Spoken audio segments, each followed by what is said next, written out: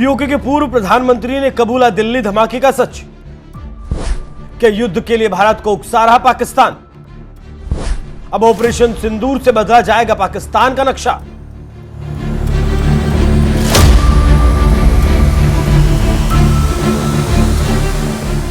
पाकिस्तानी सेना का असली काम है जमीनों पर कब्जा करना, उसे बेचना, बड़े बड़े उद्योगों में हिस्सेदारी रखना, भाड़े पर अपनी सेना को भेजना, भारत से युद्ध के नाम पर दूसरे देशों से अपने कटोरे में डोला डलवाना और आखिर में सब कुछ समेटकर विदेशों में भाग जाना, वहां फिर से अपना धंधा सेट कर लेना। अब यही काम मुनीर कर रहा है जो इससे पहले के सेना अध्यक्षों ने किया है। पहलगाम में हमला मुनीर की ही साजिश थी। दिल्ली में भी वह धमाका पाकिस्तान ने ही करवाया है। भारत की जांच तो इस बात का खुलासा कर ही रही है। साथ ही पाकिस्तान में पीओके के पूर्व प्रधानमंत्री ने भी अब तो इस बात को कबूल कर लिया है। पाकिस्तान के नेता अनवरुल हक ने दिल्ली हमले को कबूल कर मुनीर की मौत को दावत दे दी है। पहले पाकिस्तानी नेता को सुनिए, उन्होंने अपनी संसद में क्या कुछ कहा। तो कजिया कश्मीर के हवाले से भी मालिक ने मेरे पे कर्म किया। जो स्टेटस को मुझे मिला मैंने उसमें कोई कमी नहीं आने दी। इतना जरूर किया कि नरेंद्र मोदी को भी ललकारा, उसकी पूरी हुकूमत को भी ललकारा, उसकी कीमत भी दी, बोल के ये बात कही कि ये फितना खारिज नहीं है, फितना हिंदुस्तान है।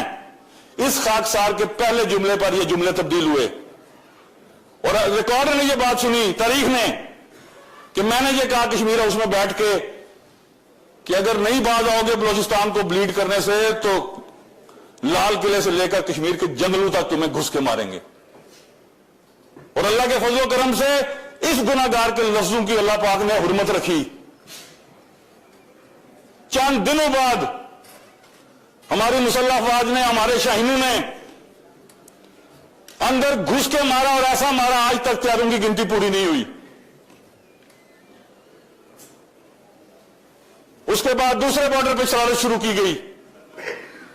4000 जवानों की शहादतें और इतने 400 अफसरों की शहादतों के बाद अगर मुसल्लह अफवाज पाकिस्तान के किरदार के ऊपर कोई मनफी गुफ्तगू करेगा तो उसका जवाब इसी तरह लाजिम है जिस तरह फर्ज नमाज है।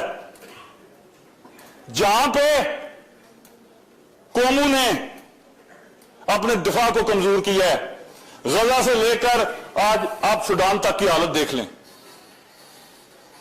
इंसानियत की वो तजलील हुई है कि खुदा की पनाह। यह सियासत और आईनी निजाम तो जब बचेगा जब जोग्राफियाई और नजरियाती सरहदें बचेंगी। यह मेरा बयानिया है, आज से है, जब इस ऐवान का रुकन 2006 में बना था उस वक्त से है। तहरीके आजादी कश्मीर के हवाले से बरमला यह बात कहता रहा, मुमलिकत खुदादाद पाकिस्तान के 24 करोड़ गयूर अवाम, पाकिस्तान का एटमी कुव्वत होना, पाकिस्तान की अस्करी मजहबी क़यादत और सबसे बढ़कर मुसल्लह अफवाज पाकिस्तान की जो मिलिट्री माइट है, अगर यह मौजूद ना हो तो तहरीक के बारे में यहां गुफ्तगू करना भी ना हो।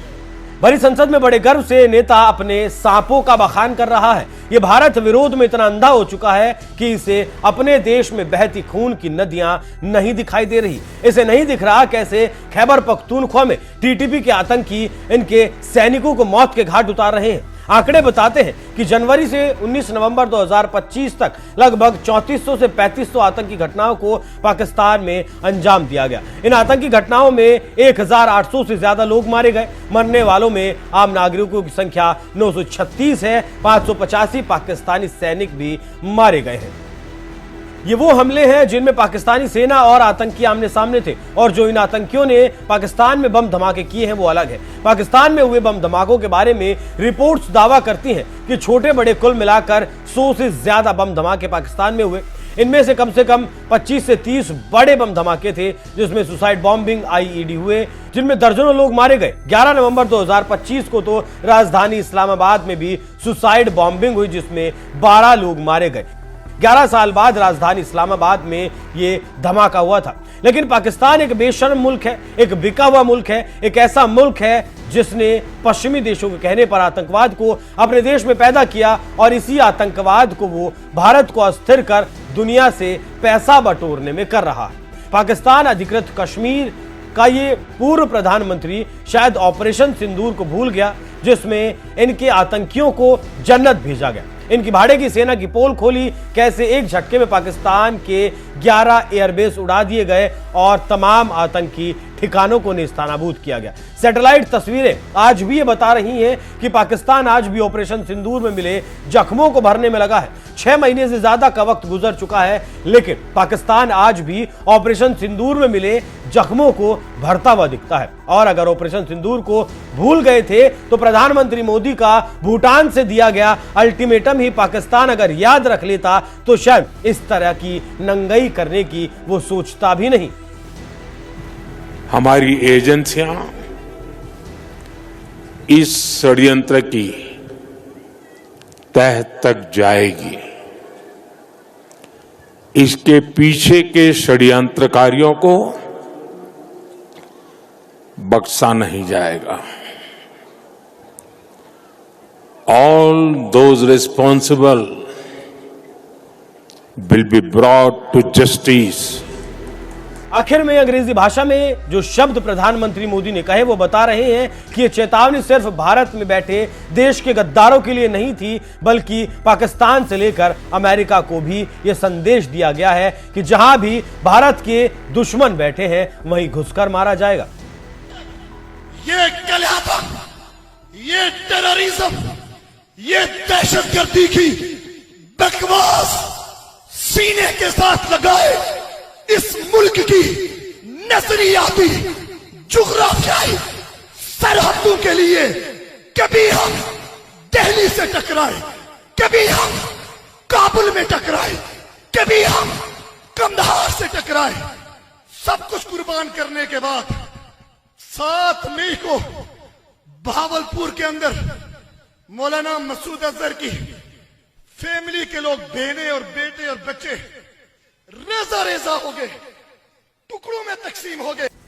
ऐसे ही अंग्रेजी के शब्दों का इस्तेमाल प्रधानमंत्री मोदी ने पहलगाम के बाद भी किया था, लेकिन पाकिस्तान शायद इस बात को समझ नहीं पाया या समझना नहीं चाहता। समझना नहीं चाहता वो इसलिए क्योंकि अभी पाकिस्तान के मुल्ला मुनीर ने राज्यों को मिलने वाले बजट में कटौती का ऐलान किया। असल में आदेश तो मुनीर के हाथों में खेलते शहबाज शरीफ का था, लेकिन साजिश ये मुनीर की थी। इस साजिश के तहत राज्यों को मिलने वाले बजट का 20% पाकिस्तान की सेना अब अपने लिए इस्तेमाल करेगी। तो जब राज्यों का बजट घटाकर सेना को दिया गया तो उसके लिए जनता को कारण भी देना होगा, और अगर भारत के साथ कोई छोटी मोटी लड़ाई हो जाती है तो फिर जनता को बरगलाया जा सकता है। यहीं से ये बात उठ रही है कि क्या पाकिस्तान भारत को उकसाने की कोशिश कर रहा है। तालिबान से भी सीज फायर इसलिए ही पाकिस्तान नहीं कर रहा क्योंकि वो अपनी जनता को ये दिखाना चाहता है कि लड़ाई चल रही है और पैसे की जरूरत है। तो ये तो था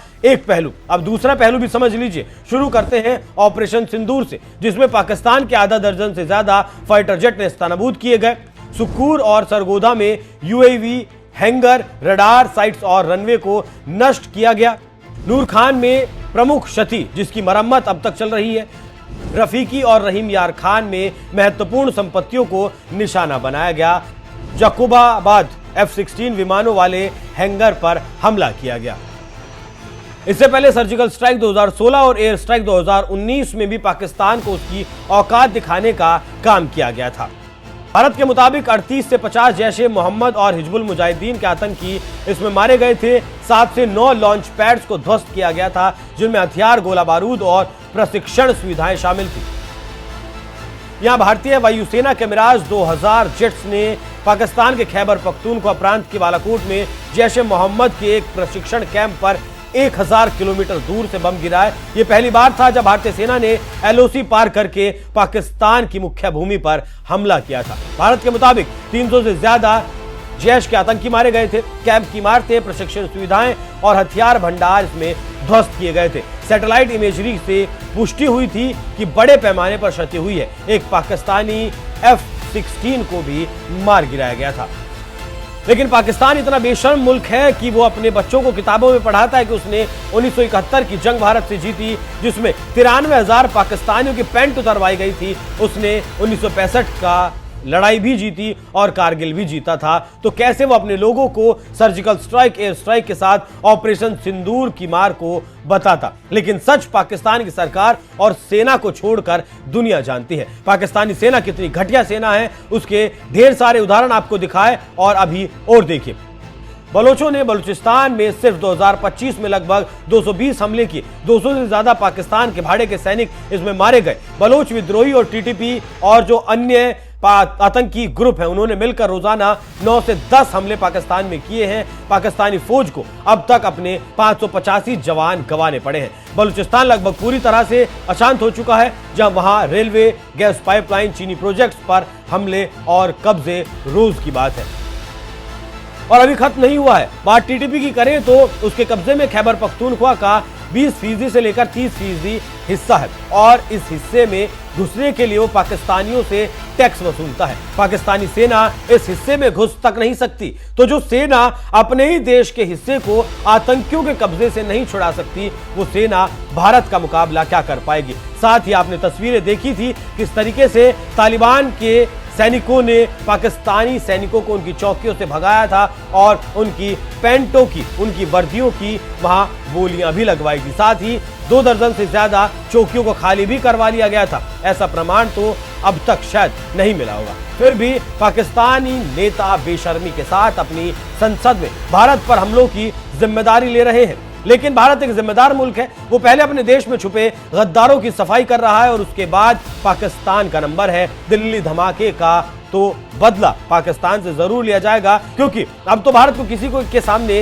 ये भी साबित करने की जरूरत नहीं है कि दिल्ली में हमला पाकिस्तान ने किया है। ये बात पाकिस्तान ने खुद साबित कर दी। अब देखना होगा कि ऑपरेशन सिंदूर होता है या कुछ और बड़ा होता है। और इस बात यकीन करिए, पाकिस्तान का इतिहास और भूगोल जरूर बदला जाएगा, क्योंकि यह भरोसा खुद रक्षा मंत्री राजनाथ सिंह ने देश को दिया है। बाकी आप इस विषय पर क्या सोचते हैं, अपनी राय कमेंट बॉक्स में जरूर बताइएगा।